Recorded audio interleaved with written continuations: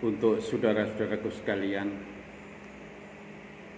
silahkan kalian mengejar dunia sepuasnya, bertumpuk-tumpuk hartamu, tapi jangan lupa semua ini adalah untuk akhiratmu. Itu pesan saya. Kalau kalian selalu mengejar dunia, lupa dengan akhirat, kalian sungguh kau telah tertipu dan benar-benar tertipu terhadap dunia. Saged dipahami. Saged dipahami. Di saat dirimu mengira menuju masa depan, namun pada kenyataan bapak-bapak, ibu dan saudara sekalian, tidak ada yang namanya masa depan untuk dunia. Tetapi masa depan untuk akhirat pasti. Gitu betul. Sebab nopo? Sebab kamu sedang berjalan menuju kematian. Semua manusia akan menuju kematian. Siapa sing urip terus? Ora enek. Mbah-mbah biyen yo mati kabeh, para nabi yo mati, para kuwabe kakek iki mati kabeh. Wong sing sugih, wong sing kaya, wong sing miskin, wong sing pangkat, kabeh mati. Apakah Anda ingat seperti itu? Dan ketahuilah bahwa dunia yang kau tuju semakin menjauh, ngene mboten. Dengan bertambah umur kelolaan panjenengan sami.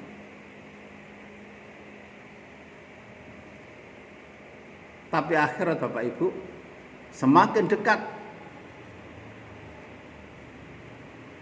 Akhirat semakin dekat. Kita tambah umur, akhirat tambah dekat. Tambah suwe, tambah entek umur iku dintakno karo ya ngaji, ya ngrungokno ceramah, ya nyambut gawe, mek kluyar-kluyur nang embong entek dhewe umur niku. Makanya tidak ada masa depan di dunia ini. Yang ada masa depan adalah nanti di akhirat. Karena kadang-kadang orang menumpuk harta benda, kok digesang tuwa, ternyata durung tuwa wis mati. Ngene mboten. Dunyane akeh, ternyata loro-loron. Digawe ngobatno, akhirnya dunyane yo entek. Tidak ada dunia itu masa depan.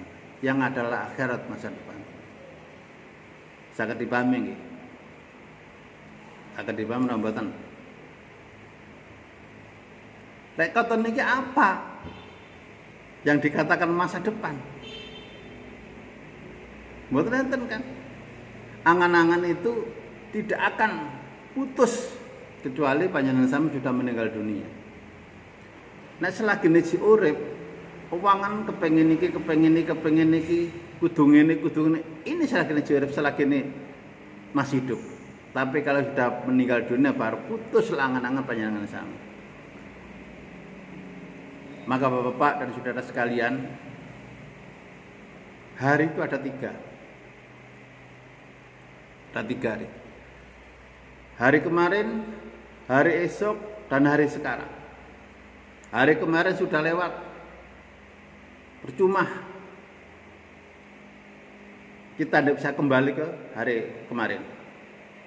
Hari esok belum tentu kula lanjenengan sami esok nemoni dina sesuk. Karena mati datangnya sewaktu-waktu, nggih mboten. Contoh tempo hari ada di Isalah di Bogor Isalah itu. Mau kerja, pakainya nyetil semua, akhirnya kecelakaan, banyak yang meninggal. Jadi belum tentu kita mendapatkan hari esok. Tapi yang paling berharga adalah hari sekarang saat ini. Maka dengan kelonggaran saat ini, kelonggaran uangmu, kelonggaran hartamu, kelonggaran hatimu untuk berzikir, hartamu bersedekah, hartamu untuk jariah saat ini, jariahkan, berzikirlah. Belum tentu besok bisa berzikir, belum tentu besok bisa sedekah dan infak dan jariyah. Saat inilah hari yang terbaik bagi kelolaan panjenengan sami. Saged dipahami nggih. Jangan disia-siakan. Ini nasihat saya. Bapak Ibu dan saudaraku sekalian yang dimuliakan oleh Allah Subhanahu wa taala. Maka sebelum kita meninggal dunia itu kita harus hati-hati.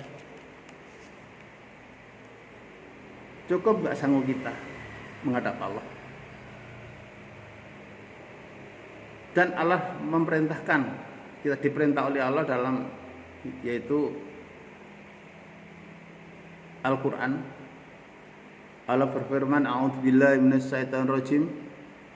Ya ayyuhalladzina amanu taqullaha wal tanzur nafsum ma qaddamat lighad wattaqullaha innallaha khabirum bima ta'malun. Wahai orang-orang yang beriman, bertakwalah kepada Allah Subhanahu wa taala. Dan hendaklah setiap orang memperhatikan apa yang telah diperbuatnya untuk hari esok ini. Hari esok artinya hari akhirat. Dan bertakwalah kepada Allah. Sungguh Allah Maha teliti terhadap apa yang kamu kerjakan.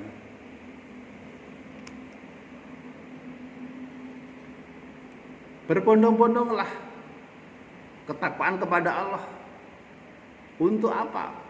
Untuk ke depan hari esok. Tadi sudah saya sampaikan, hari ini adalah hari yang mulia bagi kita. Dan amal apapun Allah tidak pernah kelewatan, ketelesut, tidak pernah teliti. Maka lebih jelasnya Bapak Ibu, Allah memberitakan agar manusia bertakwa kepadanya, yaitu jalankan perintah Allah sakpol kemampuan dan jauhilah, tinggalkan larangan Allah sejauh-jauhnya. Harus itu. Saya ketipame nggih. Nek ketipame kalau tembor saken mawon sampai bengi. Sampai bengi. Dan hisaplah dirimu sendiri sebelum dihisap oleh Allah Subhanahu wa taala. Periksa awakmu, aku kurang apa? Apa kekuranganku? Maka dalam hadis At-Tirmidzi, Umar bin Khattab menyampaikan, "Ngemeneka hasibu anfusakum qabla antu hasabu." Artinya teliti nawakmu, hisaplah dirimu sendiri sebelum nanti dihisap oleh Allah Subhanahu wa taala. Dan ini, maka saudara-saudara sekalian yang dimuliakan oleh Allah Subhanahu wa taala, janganlah terpengaruh dengan urusan dunia. Janganlah terpengaruh dengan yaitu orang-orang yang di situ menjadikan provokator tidak bertanggung jawab dunia dan akhirat. Kita tidak perlu mengikuti orang-orang yang di situ ingin menjatuhkan negara, ingin menjatuhkan Islam yang satu dengan yang lain. Perlu diketahui Bapak-bapak dan saudara sekalian yang dimuliakan oleh Allah Subhanahu wa taala. Organisasi NU, organisasi Muhammadiyah, organisasi LDI, organisasi JIHTI dan lain-lain, semua itu benar. Semua itu benar. Karena apa? Di negara yang sudah sah, legalitasnya sudah lengkap, notaris sudah lengkap, Menkumhamnya sudah lengkap, semua disahkan oleh negara. Yang tidak benar di dalam organisasi itu satu adalah menentang peraturan Allah, menentang peraturan Rasulullah, menentang peraturan pemerintah yang sah. Ini yang tidak benar. Maka janganlah menyalahkan ini dan itu. Lihat yang saya sampaikan tadi. Periksa awakmu dhewe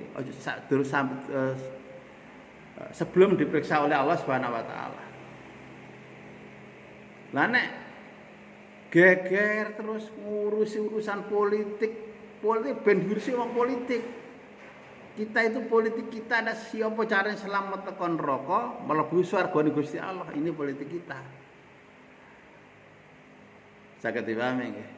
Lah nek iki geger terus kaya umurmu kira-kira sampai dina kiamat. Lah terus nek geger terus, debat terus kapan amalmu? Kapan sedekahmu? Kapan takwamu kepada Allah dan Rasulullah? Kapan bisa api karo sesama manusia? Kapan sendi manfaat bagi manusia yang lain? Padahal Rasulullah menyampaikan khairun nas anfa'uhum linnas. Sebaik-baiknya manusia adalah yang manfaat bagi manusia yang lain. Kapan manfaatnya? Jadi debat geger nyalihno iku nyalahno iki. Tidak ada putusnya. Ingat, mati datangnya sewaktu-waktu. Ini yang kita nasihatkan. Saya ini tidak pintar, saya ini terus terang jauh. Sekali lagi saya jauh dibanding dengan para kiai, para ustadz. Sangat jauh sekali.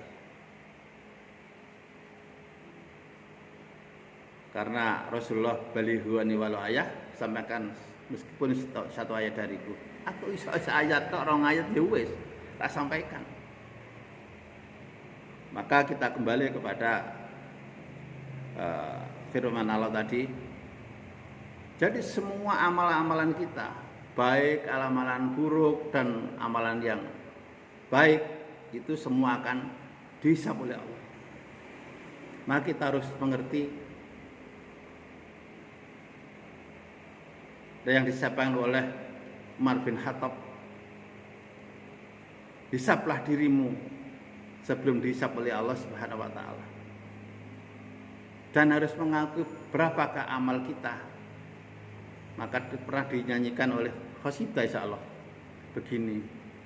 Pikir-pikir berapakah usiamu, hitung-hitung berapa banyak amalmu. Jangan pikir terhadap harta bendamu, sedekahkan untuk bekal akhiratmu. Jelas ya? Berapakah usia kita saat ini? Kalau usia kita sudah sekian tahun, dan berapakah amal kita sampai saat ini? Ketika Allah memanggil kita, cukup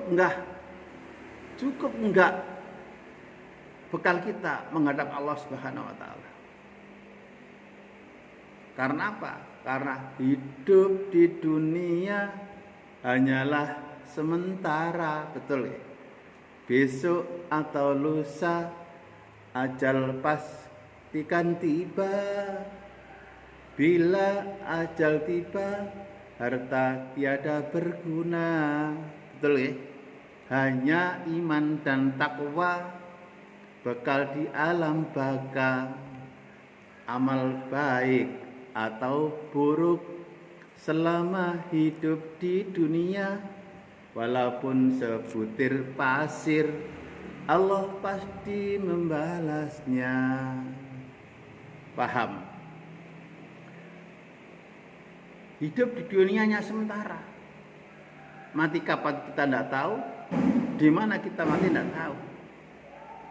Wa ma tadri nafsum mata ta'sibughata wa ma tadri nafsum bi ayyi ardin tamut, kata Allah Subhanahu wa taala. Kapan besok kita mendapatkan sesuatu kita juga enggak tahu. Apa mesti oleh rezeki, apa oleh jodoh, apa oleh musibah, enggak tahu. Terus kapan awak dhewe mati, kita mati, dan di mana kita mati kita juga enggak tahu. Kalau sudah meninggal dunia, apa yang kita sebagai bekal menghadap Allah? Hanya iman dan takwa kita. Maka kita kembali ke firman Allah dan sabda Rasulullah sallallahu alaihi wasallam. Bapak-bapak dan saudara sekalian yang dimuliakan oleh Allah Subhanahu wa taala,